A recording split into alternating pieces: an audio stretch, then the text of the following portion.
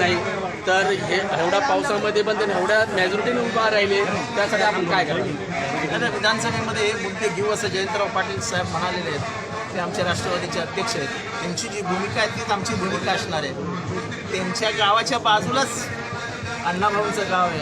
अण्णाभाऊंचं स्मारकही त्यांनीच तयार केलेलं आहे. त्यामुळे आमच्या मनात जे अण्णाभाऊ आणि समाजाबद्दल जे प्रेम आहे ते काय असं बरोबर नाही आहे. आम्ही करून दाखवलं आहे. मी गृहनिर्माण मंत्री असताना त्यांचं जे चिराग नगरमधलं घर आहे त्याच्या आजूबाजूची झोपडपट्टी आहे ते संपूर्ण आंतरराष्ट्रीय स्मारक तयार करायचं आहे. अशी 250-350 कोटी रुपयाची योजना आखलेली होती. त्याचा नकाशा तयार आहे. आता या सरकारकडे जाऊन त्याला मान्यता घेऊन आणि सर, विरोधी पक्ष आणि सत्ताधारी पक्ष एकत्र मंचावर येऊन या संदर्भात आपण काय सांगतो? असं एकत्र मंचावर येऊन वगैरे नाही. जो विरोधी पक्ष आजचा जो सत्ताधारी पक्ष आहे केंद्रात आणि राज्यात, आपण संविधानाच्या अबकडची लढाई लढतोय.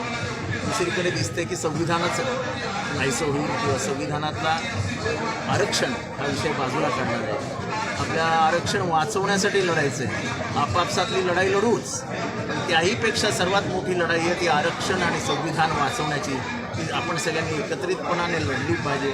मग ते या महाराष्ट्रातला OBC असो, SC असो नाही तर ST असो, सर्व जेवढे क्षुद्र आहेत त्या क्षुद्रांनी आरक्षण आणि संविधान हे दोन्ही घट्ट हाताने पकडून ठेवलं पाहिजे. आणि ही लढाई दुसऱ्या कोणाची नसून तुमची आमची आहे.